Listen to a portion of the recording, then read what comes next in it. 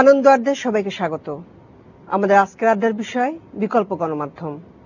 আজকের আড্ডায় যোগ দিতে এসেছেন ব্লগার আরিফ জেপ্তিক, যোগাযোগ বিশেষজ্ঞ মোহাম্মদ গোলাম নবী, ব্লগার মেজবা আজাদ, bdnews24.com এর সহকারী সম্পাদক তানিম আহমেদ ও আমি ঢাকা বিশ্ববিদ্যালয়ের গণযোগাযোগ ও সাংবাদিকতা বিভাগের সহযোগী অধ্যাপক কাবেরী গায়েন। এছাড়া দর্শক আপনিও যোগ দিতে পারেন এই আড্ডায়। সরাসরি যোগ দিতে ফোন করতে পারেন 96700509 অথবা 96700060 নম্বরে। শুরু করছি আমাদের আজকের অনুষ্ঠান। আরিফ জেপ্তিক, আপনাকে দিয়েও শুরু করতে পারি, গোলাম নবী ভাই আপনাকে দিয়েও শুরু করতে পারি, বা যে কেউই আমরা এখানে অংশ নিতে পারি আর কি।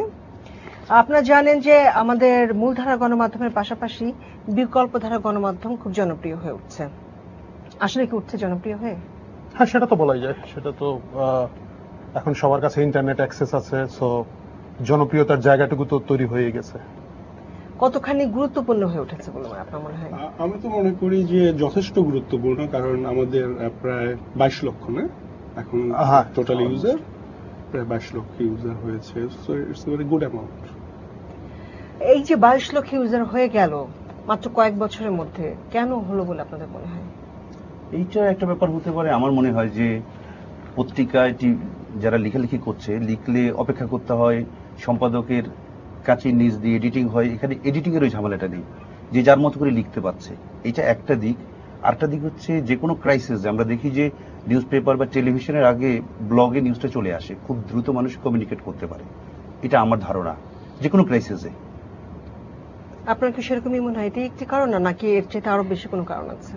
হ্যাঁ, ওই স্বাধীনতার ব্যাপার হয়তো একটা আছে, যে কারণে হয়তো অনেক বেশি এটা জনপ্রিয়। আর দ্রুত যে খবর দেওয়ার ব্যাপারটা, সেখানে মডারেশন না থাকুক বা কোনো ধরনের এডিটিং কন্ট্রোল সেগুলো হয়তো নেই, সে কারণেও হয়তো এটা জনপ্রিয়। কিন্তু এই যে স্বাধীনতা, যেটা আমার কাছে মনে হয় যে বেশি যদি কেউ অপব্যবহার করে, তাহলে পরে এই স্বাধীনতাটা হয়তো খুব বেশি দিন থাকবে না। মানে আমি যেহেতু অল্টারনেটিভ মিডিয়াতে কাজ করি না, আমি তো মানে নিউজ সাইটে কাজ করি, যেখানে bdnews24.com এ আছে, যেখানে আসলে ওই রকম স্বাধীনতা নেবার কোনো সুযোগ নেই। সেই কারণে মনে হয় যেন ব্লগে অনেক কিছু থাকে যেগুলো আমার যদি স্বাধীনতা থাকেও তাহলেও হয়তো আমি লিখবো না, অনেক সময় এরকম মনে হয়।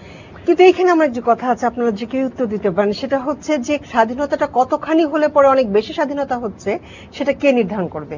স্বাধীনতা কখনোই বেশি হয় না, স্বাধীনতা স্কাইজ দ্য লিমিট। মানে এই জিনিসটা এখন তানিম ভাই যেটা বলছেন, ইদানিং আমরা এটা শুনতে পাচ্ছি, বিশেষ করে কর্পোরেট মিডিয়ার ক্ষেত্রে, সেটা বিডি নিউজ থেকে হোক বা যে কোনো জায়গাতে। আপনি এখানে খুব মজার একটা ব্যাপার দেখবেন, আমরা যদি অ্যালেক্সা রেটিং নেই, বিডি নিউজ এখানে 10 নম্বরে আছেন জনপ্রিয়তায়, ঠিক 11 নম্বরে আছে সামহার in blog, that is blog. So 10 এবং 11 এই যে কম্পিটিশনের ব্যাপারটা, হয়তো এই জায়গা থেকে স্বাধীনতাকে নিয়ে এক ধরনের প্রশ্ন তৈরি হচ্ছে। আমরা এই জায়গাটা স্কাই ইজ দ্য লিমিট, আপনি স্বাধীন করে দেন। এই জিনিসগুলোকে বদ্ধ করতে করতে আমাদের এখন একটা সমস্যা তৈরি হয়ে গেছে, এক ধরনের ভীতি কাজ করে। বাট একটা স্বাধীন জাতি লিখুক। এখানে গোলাম নবী ভাই যেটা বললেন যে 22 লক্ষের মতো ইউজার, আমারও ধারণা অ্যাক্টিভ ইউজার তাই হবেন। আমাদের 2 কোটির উপরে ইন্টারনেট ইউজার, 2,70,00,000। বিটিআরসির গত নভেম্বরের হিসাব হচ্ছে এটা। এর মধ্যে ফেসবুক ইউজার আছেন গত বছরের আগের বছরের হিসাব অনুযায়ী 9,95,000। আমরা ধরে নিচ্ছি 11 লক্ষের কাছাকাছি হতে পারে, এটা সম্পূর্ণ আমার ধারণা। 1.5-2 লক্ষ বাড়ার কথা। এতগুলো লোককে আপনি নিয়ন্ত্রণ করতে পারবেন না, নিয়ন্ত্রণ করতে যাওয়া উচিত হবে না, এটা হচ্ছে আমার মত। আপনি যদি একটু যোগ করেন এখানে, দেখতে চাই সেটা হচ্ছে দুইটা জায়গা থেকে দেখতে চাই। একটা হলো, আমরা এটাকে সামাজিক মিডিয়া বলছি। আমি যে সমাজে থাকি, আমি আমার পরিবারে থাকি, আমার বৃহত্তর পরিবারে থাকি, এবং আমি একটা কমিউনিটির মধ্যে থাকি এবং রাষ্ট্রের ভিতরে থাকি। আমি বড়দেরকে শ্রদ্ধা করি, ছোটদেরকে স্নেহ করি। আমার কতগুলো বিহেভিয়ার আছে যেগুলো আমি মেনে কিন্তু সমাজে বাস করি। আমি মনে করি যে কেউ যদি এই রুলটা, যেটা তার ব্যক্তি জীবনে প্রয়োগ করে, সেই রুলটা যদি সে ব্লগে এবং ফেসবুকে যদি প্রয়োগ করে, তাহলে সরকারের দিক থেকে কিন্তু কোনো আপত্তি থাকা উচিত নয়।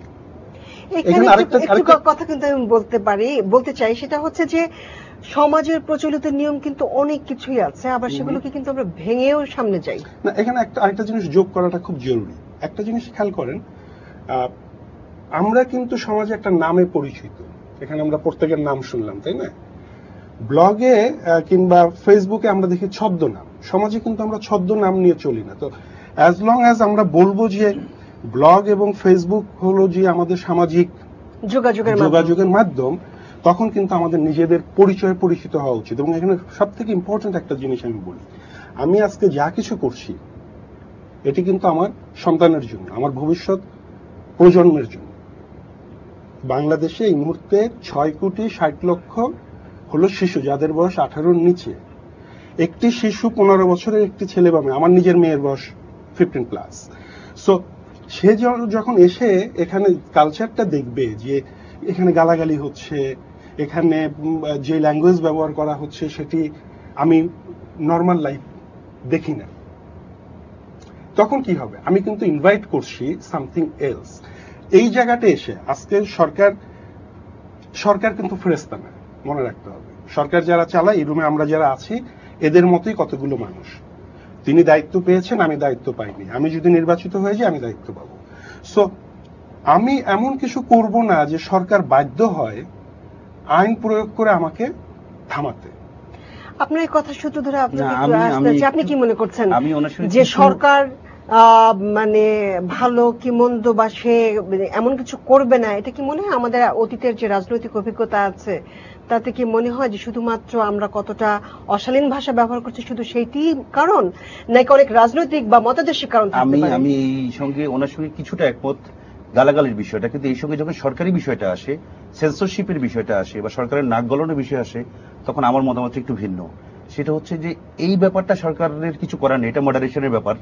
এটা যতটা সুস্থ রাখা যায় এটা ব্লগারদের নিজেদের ব্যাপার। সরকার তখনই নাক গলায় যখন সত্য কথাটা আমরা বলি, অনেকে খুব অপ্রিয় সত্যি কথাগুলো বলি।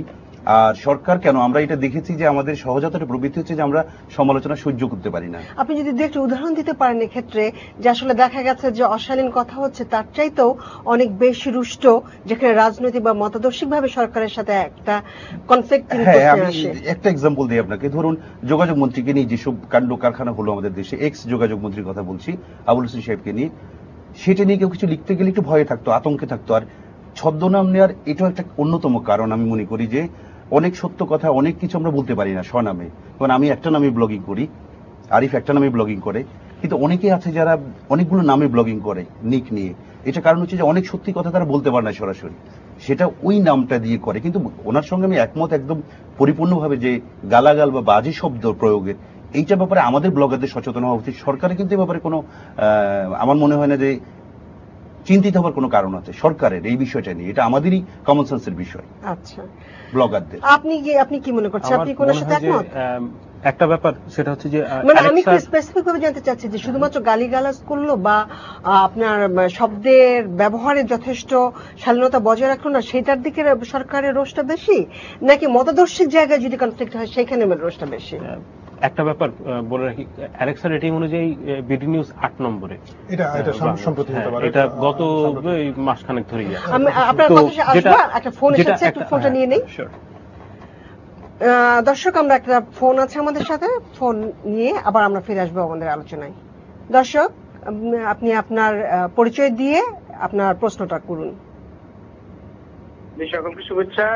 আমি ইকবাল হোসেন মজনু। আমি সংবাদ 24.net নামে একটা অনলাইনের পত্রিকায় কাজ করি। আজকের আলোচনার বিষয়বস্তু দেখে আসলে আমার খুব ভালো লাগছে। আমি শুনতেছিলাম। আপনার প্রশ্নটা করুন কাইন্ডলি। আমার প্রশ্ন হচ্ছে যে এখানে যে ব্লগিং এর উন্মুক্তের বিষয়টা আসছে আর কি। আমি সামহারিন ব্লগে ব্লগিং করি, কিন্তু আসলে এমন এমন মন্তব্যগুলো আসে এবং উন্মুক্ত থাকার কারণে এমন ধরনের গালাগাল করে এখন হয়তো ব্লগিং করতে আমিও ভয় পাই। আমার মত হচ্ছে যে এখানে ব্লগিং এ যে উন্মুক্তর বিষয়টা আসছে, এটাকে মডারেশন করার কোনো বিষয় আসছে না। যদি মডারেশন করা হয় তাহলে আমার মনে হয় ব্লগাররা আরো বেশি উদ্যোগী হবে, ভালো ভালো কমেন্টস গুলো আমরা পাবো। তো মডারেশন করার বিষয়টা কিভাবে করা যায়, বিষয় একটু যদি। আচ্ছা, আপনাকে ধন্যবাদ, অসংখ্য ধন্যবাদ। আপনার সবাই মোটামুটি কম বেশি ব্লগিং এর সাথে যুক্ত। আপনার যদি এই প্রশ্নটার উত্তর কে দেবেন? যিনি বললেন ওনার বোধহয় জানা নেই, সামহারিন ব্লগ তাদের নিজস্ব প্যানেলভুক্ত মডারেটর আছেন যারা বেতনভুক্ত এবং তারা চাকরি করেন, আমি যতটুকু জানি বাবা এটা ঠিক। সুতরাং ওইটার দায় দায়িত্ব ওনারা নেবেন। জিনিসটা হচ্ছে এখন আমাদের দেশে কমিউনিটি ব্লগ আছে 20-20টার উপরে। বড় ব্লগ গুলা যদি আমরা বলি, সামহারিন ব্লগ, সচলায়তন.com, আমারব্লগ.com, আমরা বন্ধু, এই ব্লগগুলোতে নিজ নিজ পলিসি অনুযায়ী ওনারা করছেন, ওইটাও কিন্তু একটা মার্কেট, এবং ওইখানে বিভিন্ন ধরনের আমার যে ভাই ফোন করলেন, উনি যদি সামহারিনে অপছন্দ করেন, সচলায়তন.com পুরোপুরি মডারেটেড একটা ব্লগ, আমরা বন্ধু এটা আরো মডারেটেড একটা ব্লগ, এবং যদি উনি উন্মুক্ত পছন্দ করেন, আমার ব্লগ.com no moderation first Bangla blog. So এই মানুষের চাহিদা অনুযায়ী কিন্তু বিভিন্ন ধরনের জায়গাগুলো আছে।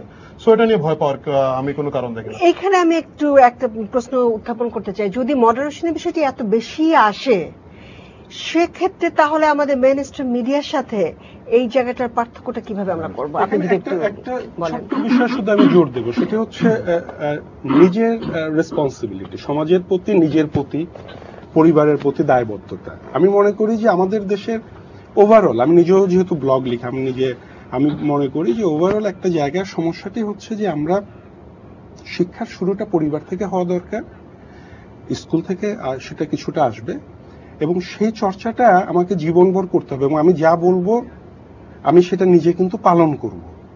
আমাদের রাজনৈতিক নেতৃত্বের ওই জায়গাটাই কিন্তু গোলমাল, তারা যেটা অন্যকে করতে বলছে তারা নিজেরা সেটি পালন করছে না। সো মানুষ কি হচ্ছে, ক্ষুব্ধ হয়ে সে তার ক্ষোভ প্রকাশ করছে। ক্ষোভ প্রকাশ করতে গিয়ে একজন এই দেশের নাগরিক হিসেবে তার কিন্তু দেশের আইনের প্রতিও শ্রদ্ধাশীল হতে হবে।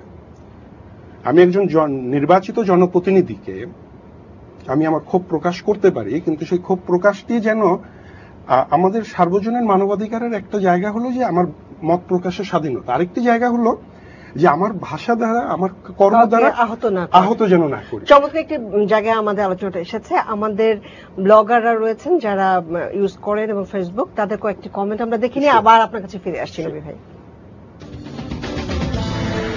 ফেসবুকের মাধ্যমে যেসব বন্ধু আমার হারিয়ে গেছিল, আমি ফেসবুকের মধ্যে তাদের আবার ফিরে পেয়েছি। বিভিন্ন ব্লকে যে লেখালেখি হচ্ছে, এগুলাতে আমরা কমেন্ট কিংবা আমাদের মানে পারপাসটা অনেক দিক থেকে সাফল্য। ফেসবুকটা আমরা জানার জন্য কিছু করতেছি না, আমাদের নিজেদের প্রয়োজনে করতেছি, কারোর সাথে কন্ট্যাক্ট করার জন্য, কিন্তু আমরা যে কিছু জানবো আমার মনে হয় না এটাতে বেশি ইউজ হচ্ছে। আমাদের দরকার কিছু লিমিটেশন থাকা দরকার সবকিছু ইউজ করতে গেলে। ফেসবুক, টুইটার বা ব্লগ আছে যেগুলাতে আমরা আমাদের জাতীয় বিভিন্ন ইস্যু আছে যেগুলাতে আমরা জনমত গঠন করতে পারি।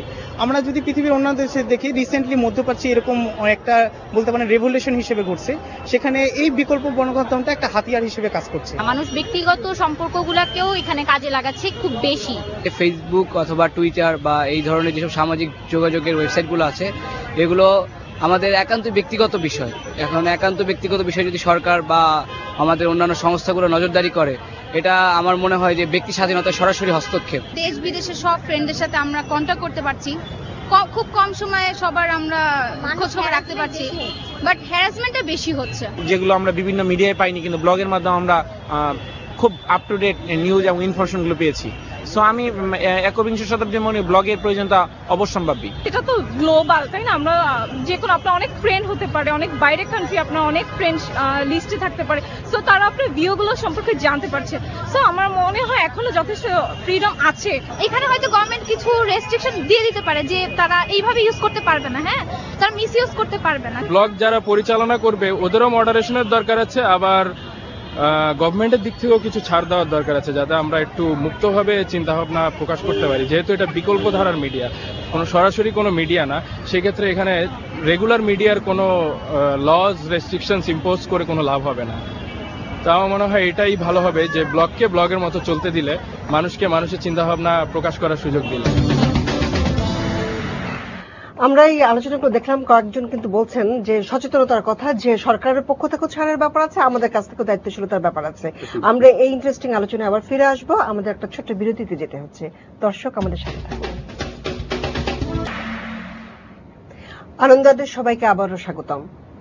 আড্ডায় সরাসরি যোগ দিতে আপনারা যে কেউ ফোন করতে পারেন 967005 অথবা 967006 নাম্বারে।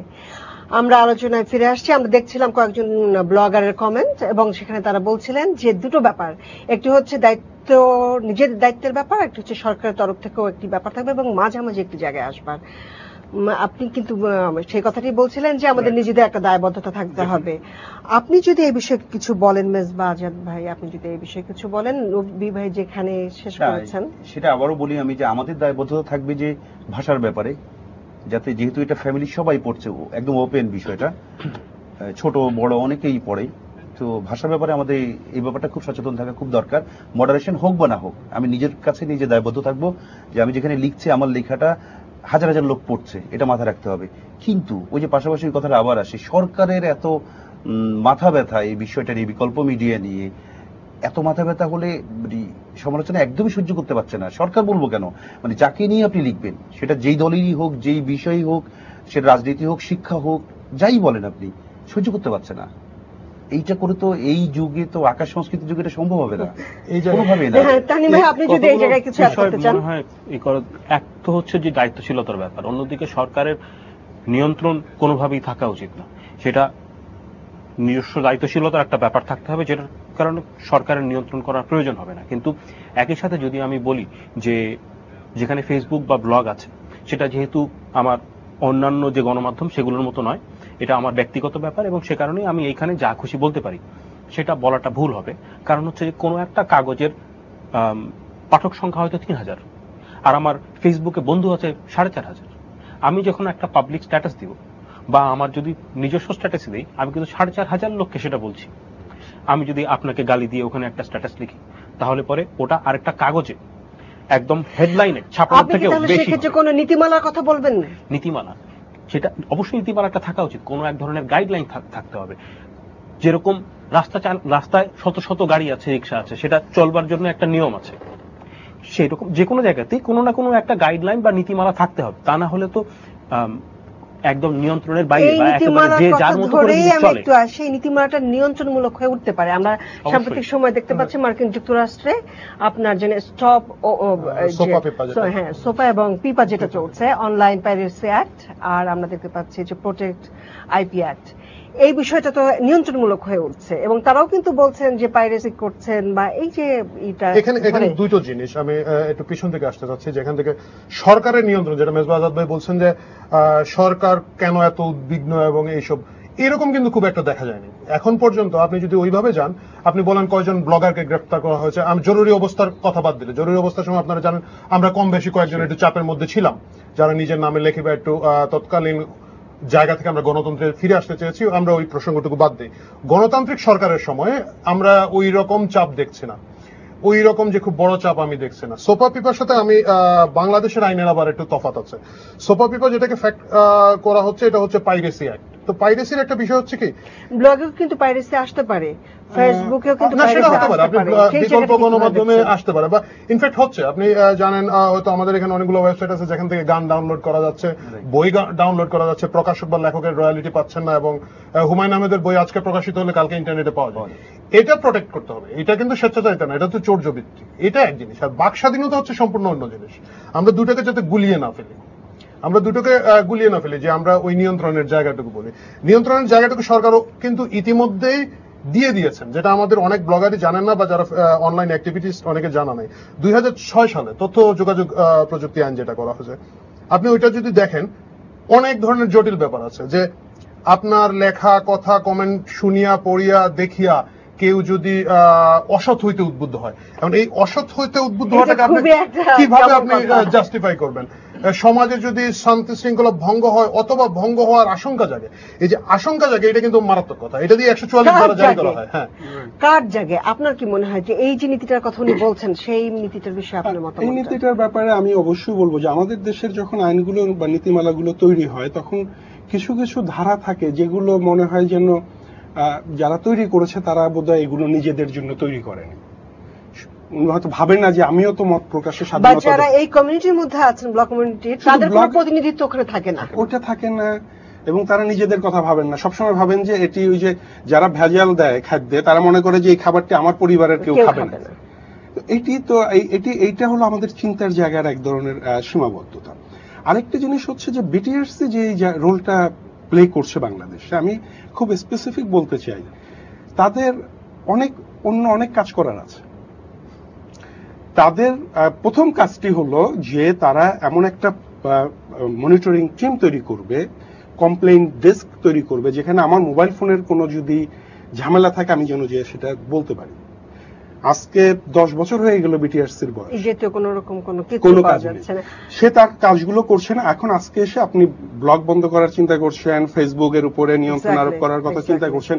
তো আমার মনে হয় কি সবসময়, আমি একটু জাস্ট 30 সেকেন্ড, আমাদের সবসময় যেটা হওয়া উচিত কি আমাদের প্রাইমারি রেসপন্সিবিলিটি গুলো যেন আগে আমরা পালন করে নিই। এক্স্যাক্টলি।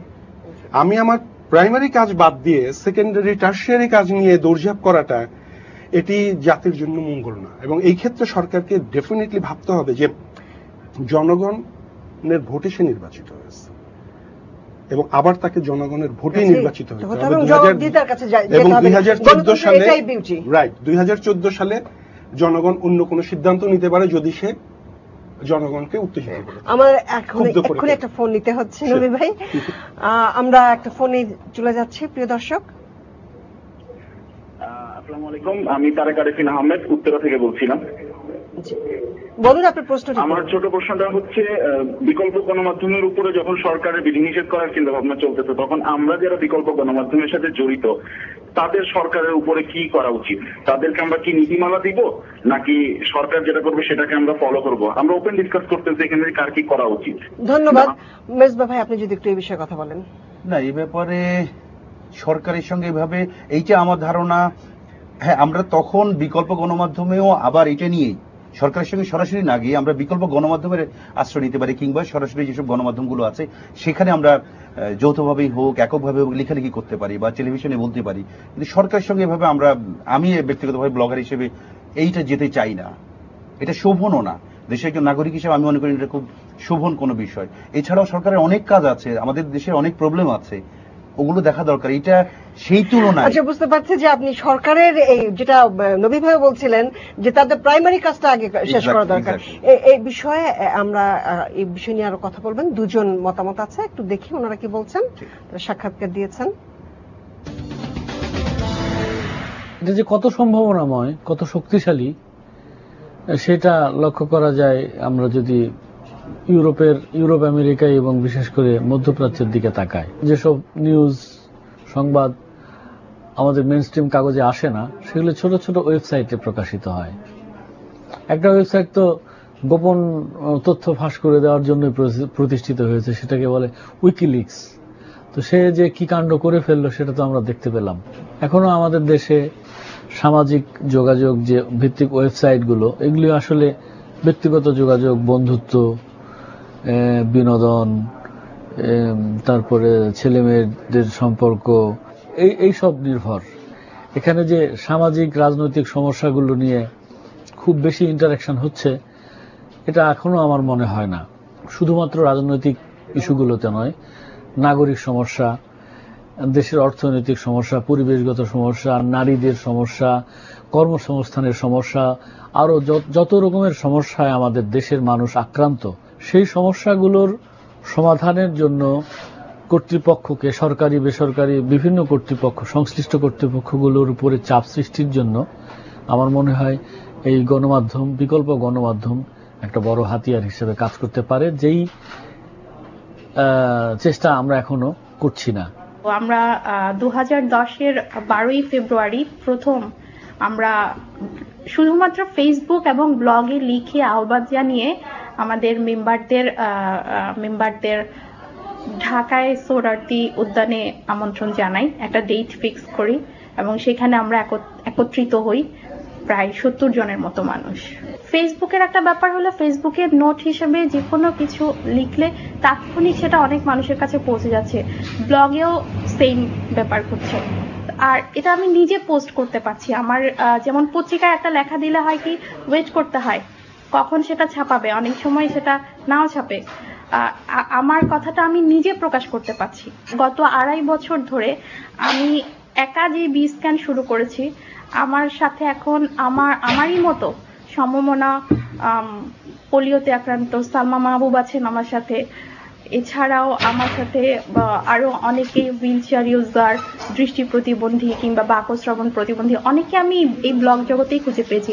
এছাড়াও সাধারণ অপ্রতিবন্ধী মানুষও, বিভিন্ন পেশাজীবী মানুষও আমাদের সাথে একত্রিত হয়েছেন আমাদের এই আন্দোলনে। তার মানে আমরা দেখতে পাচ্ছি সাবরিনা সুলতানা ব্লগে যোগ দিয়ে এবং ব্লগে লেখালেখি করে একটা রীতিমতো আন্দোলন গড়ে তুলছেন।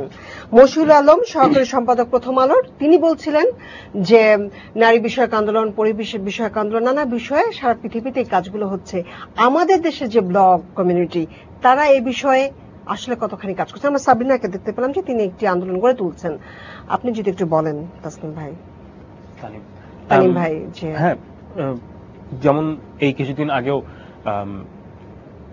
ক্যান্টনমেন্টের ভেতরে কিছু একটা হচ্ছে, এখন এ বিষয়ে খবর ছাপানোর জন্য কিছু নিয়ম কানুন মানতেই হবে।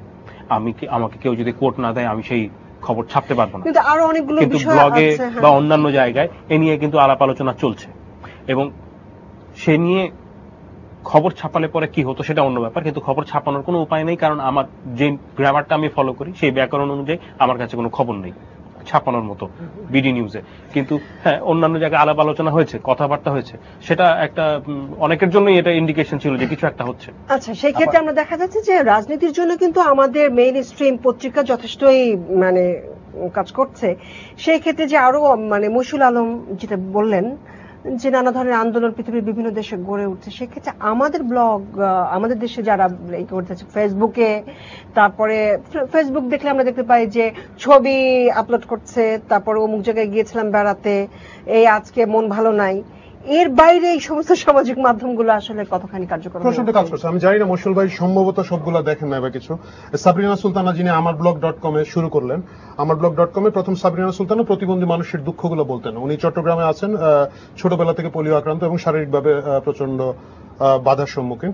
উনি যখন এই অধিকারের কথাগুলো বলছেন, এই অধিকারগুলো এর আগে কিন্তু বিকল্প ধারার বাইরে মূলধারা মিডিয়াতে ওইভাবে আসেনি। এই সাবরিনা সুলতানারা এখন কাজ করছেন, সালমা মাহবুবরা এখন কাজ করছেন যে সর্বজনীন প্রবেশগম্যত, প্রতিটি সরকারি ভবনে যাতে যারা শারীরিকভাবে চ্যালেঞ্জ মানুষজন তারা ঢুকতে পারে। এটা একটা বড় আন্দোলন ছড়িয়ে যাচ্ছে, আমি নিজেও এটার সঙ্গে জড়িত আছি ওনাদের মাধ্যমেই। এবং এটা একটা জায়গা, আপনি যদি ধরেন শীত বস্ত্র বিতরণ, আপনি ফেসবুকে খুঁজে দেখবেন অনেকগুলো গ্রুপ কিন্তু এই বছর প্রচুর শীত বস্ত্র দিচ্ছেন। আমরা গরিব, খাঁটি গরিব গ্রুপ এবং আরো কি কি গ্রুপ, অনেকগুলো গ্রুপ এখানে। আরেকটা জিনিস আমি বলি আপনাকে, শুনে খুব ভালো লাগবে, খুব তরুণ যারা, নিশম সরকার এবং আরো কয়েকজন দেখলাম আমি, যারা এই বছর ইন্টারমিডিয়েট এইচএসসি পাশ করে ইউনিভার্সিটি ঢুকেছেন, তারা একটা প্রকল্প নিয়েছেন এবং এটা ফেসবুক এবং ব্লগ থেকে এসেছে, যে একজন করে মুক্তিযোদ্ধাকে নিয়ে যাচ্ছেন একটা স্কুলে এবং উনি ওই স্কুলের বাচ্চাদেরকে মুক্তিযুদ্ধের গল্প শোনাচ্ছেন। সো সামাজিক এই কাজগুলো যে হচ্ছে না, আমি এটা এমনকি যুদ্ধাপরাধের ইস্যু থেকে যুদ্ধাপরাধের বিচারের ব্যাপারটাকে আমি বলবো যে প্রচন্ডভাবে আমরা জীবিত রেখেছি। আমি এটাই পুরো পরিকল্পনা। এই যে আমি বললাম যে ওই ওনারা যে যাচ্ছেন স্কুলে, যাচ্ছে ছোট ছোট বাচ্চাদেরকে মুক্তিযোদ্ধা স্বয়ং বলছেন যে আমরা এইভাবে যুদ্ধ করেছি, এইভাবে চমৎকার জিনিস। আমরা আলোচনা আবার ফিরবো আরিফ ভাই, আমাদের একটা ছোট্ট ইস্যু যেতে হচ্ছে, আমাদের একটা ছোট বিরতিতে যেতে হচ্ছে, আমাদের সময়ের সঙ্গে থাকুন। আনন্দ আড্ডায় সবাইকে আবারও স্বাগতম জানাচ্ছি। আমাদের দ্বিতীয় পর্বের আলোচনায় আমরা দেখেছিলাম যে দায়িত্বশীলতা, সরকারের ইন্টারফেয়ারেন্স, এই সমস্ত বিষয় নিয়ে আমাদের আলোচনাগুলো হচ্ছিল। এখন আরেকটি বিষয় একটু আলোচনা করতে চাই। মেজবা ভাই, আপনি যদি একটু বলেন, সেটি হচ্ছে যে আমাদের এখানে যে দায়িত্বশীলতার জায়গাটি, যেটা নবী ভাই বারবারই বলার চেষ্টা করেছেন, তানিম ভাই বলেছেন, এই জায়গাটিকে আপনারা মানে আমরা দেখতে পাচ্ছি যে কিভাবে অথেন্টিক হয়ে উঠবে। এবং একটা কথা প্রচলিত আছে, ব্লগে যাই প্রকাশিত হোক না কেন সেটি আবার মানুষজন মেইন স্ট্রিম পত্রিকার সাথে মিলিয়ে নিতে চায়, এই জায়গাটি যদি একটু বলেন। এ ব্যাপারে আরিফ জেব থেকে নিশ্চয় মনে আছে, আমি একটা ঘটনার কথা বলবো, আমরা একাধিক ঘটনার সঙ্গে জড়িত ছিলাম। সেটি হচ্ছে যে রাজশাহী বিশ্ববিদ্যালয়ের গণযোগাযোগ ও সাংবাদিকতা বিভাগের একটা ছেলে অসুস্থ হয়ে গেছিল, চরম অসুস্থ, শাশ্বত ওর নাম, শাশ্বতের জন্য আমরা ক্যাম্পেইন করেছি এবং ওর প্রায় 25-30 লক্ষ টাকার মতো প্রয়োজন ছিল, প্রায় সিংহভাগ টাকা আমরা ব্লগ থেকে, শুধু ব্লগে ক্যাম্পেইন করি, সবগুলো ব্লগের সমন্বয়ে। আর জব থেকে ছিল আমরা বসুন্ধরা সিটিতে গেছি, দাঁড়িয়ে দাঁড়িয়ে টাকা চেয়েছি মানুষের কাছে, কিন্তু নিউজগুলি দিয়েছি ব্লগের মাধ্যমে করেছি। ও এখন আল্লাহর ইচ্ছে অনেকটা ভালো আছে, ক্লাস করছে। দেখা করতে এসেছিল ঢাকা বিশ্ববিদ্যালয়ে। এটা আমি মনে করি যে আমার ব্লগ জীবনের গত 4 বছরে এটি বড় সার্থকতা। আর কি চাই এক জীবনে আমি? আমি আসলে অন্য একটি বিষয়, এটা তো আছেই আপনারা করছেন, আমি আরেকটি বিষয় একটু জানতে চাচ্ছিলাম যে অথেন্টিসিটির জায়গাটা। আমি কি হ্যাঁ অবশ্যই, সেটি হচ্ছে যে আমরা যদি ওইরকম কোন সেন্সিটিভ বিষয় তুলে ধরি, ধরা যাক যে আমরা বলছি যে সরকারের এ নিয়ে কোনো পরিকল্পনা নেই, বলার আগে আমাদের দেখা দরকার যে সত্যিকারের পরিকল্পনা আছে কিনা। যেমন এই সরকারের একটি ষষ্ঠ পঞ্চবার্ষিক পরিকল্পনা আছে 2011 থেকে 2015। আমরা যদি এটা পড়ে নিই, কারণ ভেরি রিসেন্টলি আমি দেখলাম গত কয়েকদিন কেউ কেউ লিখছেন সরকারের এইটা করার কোনো পরিকল্পনা নেই, এটা করছে না, কিন্তু আসলে ওই ডকুমেন্টটা পুরোটা আমি পড়েছি। এখন ওইটা একটা 800 পৃষ্ঠার ডকুমেন্ট। অতএব এখানে আপনি যদি এই কষ্টটা স্বীকার করেন, মানে যখন আপনি কোনো রাষ্ট্র নিয়ে কথা বলছেন, সরকার নিয়ে কথা বলছেন, আপনাকে কিন্তু পরিশ্রমটা করতে হবে, সরকারের ডকুমেন্টটা পড়তে হবে, পড়ে এসে আপনাকে কিন্তু বলতে হবে, তখন আপনি রেফারেন্স দিয়ে প্রতিদ্বন্দ্বিতা তো আসলে মূলধারার সাথেই হচ্ছে। আমার মনে হয় যে বিশ্বাসযোগ্যতার ব্যাপারটা কোনো মিডিয়াম হিসেবে দেখার কিছু নেই।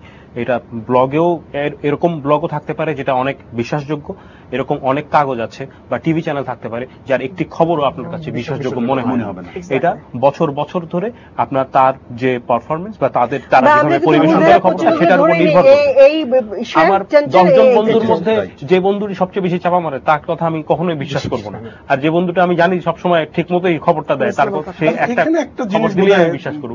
যোগ করতে চাচ্ছি আমি, সেটি হচ্ছে সামহাউ আমরা বাংলাদেশকে দুইটা ভাগে ভাগ করে ফেলেছি, একদম রাজধানী থেকে শুরু করে গ্রাম পর্যন্ত। কারণ আমি বাংলাদেশের প্রায় 300 গ্রামে কাজ করেছি। সো আমি দেখেছি সেই সময় থেকে আমরা গত 20 বছরে গণতন্ত্রের সাথে সাথে আমরা দেশটাকে দুইটা ভাগে ভাগ করে ফেলেছি, পত্রিকাকে দুইটা ভাগে ভাগ করে ফেলেছি। এবং ওই যে শুরুতে আমি বললাম ব্লগে গালাগালি হয়, তার একটা বড় জায়গা হলো আমরা মস্তিষ্কের ভিতরে দুইটা ভাগ তৈরি করেছি, বিএনপি, আওয়ামী লীগ। এই যে দুইটা ভাগ করে ফেলেছি আমরা মেন্টালি। এবং আমি দেখেছি গ্রামের মানুষ মনে করে যে এই 5 বছর আমার খাবার সময়, নেক্সট 5 ইয়ার্স আমি হয়তো পাবো না। ওই প্রতিফলনটা কি তাহলে ব্লগেও আসছে? আমাদের আলোচনা একেবারে শেষ পর্যায়ে, আমরা শেষ মিনিটে আছি। সেটা হচ্ছে যে বিএনপি আওয়ামী লীগ নিয়ে যেরকম হয়, পাশাপাশি আমরা দেখেছি জামাতে ইসলাম মানে রাজাকার যাদেরকে বলি আমরা, স্বাধীনতা বিরোধী যারা, এদের এগেইনস্টে না এটা নিয়ে একটা ব্যাপক কিছু হয় ব্লগের মধ্যে, এটা আমার ধারণা। এইটার এগেইনস্টে একটা গ্রুপ আর ওদের একটা গ্রুপ আছে যারা ওরা নিয়মিত বোঝানোর চেষ্টা করে মানুষ। এই জায়গায় একটা খুব পরিষ্কার কথা বলেছি, বাংলাদেশের বেশিরভাগ মানুষ মুক্তিযুদ্ধ করেছে। হ্যাঁ, অতএব এটি বলাটা খুব ভুল, কারণ এই দেশের মুক্তিযুদ্ধ কিন্তু 7.5 কোটি মানুষ সবাই করেছে। হ্যাঁ, জনযুদ্ধ ছিল, প্রতিরোধ যুদ্ধ, শুধুমাত্র একটা অংশ। আরিফ ভাই আপনি যদি একটু আসেন, আমরা একদম শেষ পর্যায়ে, তো আমরা শেষ কমেন্টে নিচ্ছি যে এই আমরা এতক্ষণ আলোচনা যেটা দেখলাম সেটার ভিতর থেকে আমরা বলতে চাচ্ছি যে অথেন্টিসিটির জায়গাটিতে উনি বললেন যে 2টি শিবির হয়ে গেছে, আমরা এখানে সবাই বলছি, আপনি কি অথেন্টিসিটি নিয়ে চিন্তা করার দরকার নেই। এটা হচ্ছে বিকল্প ধারার গণমাধ্যম, এটা কেউ বিশ্বাস, আপনি যেটা বললেন মূলধারা যাচ্ছে, আপনি এটাকে মূলধারা বানিয়ে ফেলেন না। এটাকে যদি আমরা মূলধারা বানিয়ে ফেলি, বিডি নিউজে ওনাকে কোটেশনের জন্য অপেক্ষা করতে হচ্ছে, কিন্তু ক্যান্টনমেন্টে কিছু একটা হচ্ছে বা সেনা অভ্যুত্থানের একটা চেষ্টা চলেছে, এটা প্রেস কনফারেন্স করে বলার মাসখানেক আগে থেকে ব্লগ এবং ফেসবুকে সবাই জানছে। আমরা লাস্ট বিষয় একটি কথা বলতে চাই, আপনাকে থামিয়ে দিতে হচ্ছে আরিফ ভাই, সেটি হচ্ছে যে এই যে নতুন যারা ইউজ করছেন ফেসবুক বলেন বা ব্লগ বলেন, যারা আসছেন, তাদের ক্ষেত্রে যদি আপনাদের কোনো মন্তব্য থাকে, এক বাক্যে আপনারা সবাই এক একটা করে বাক্য যদি বলেন। আপনি তানিম ভাই। দায়িত্বশীলতা। আপনি? একই কথা, শালীনতা বোধ রেখে নিজের মতো করে বলা। আমি মনে করি যে দায়িত্বশীলতা এবং একটা ভালো নিজেকে তৈরি করে নিয়ে যা কিছু আমি ইনফরমেশন দিচ্ছি তৈরি করে নিয়ে যাবো। হাল ছেড়ো না বন্ধু, কণ্ঠ ছাড়ো জোরে। দেখা হবে তোমার নতুন যুগের।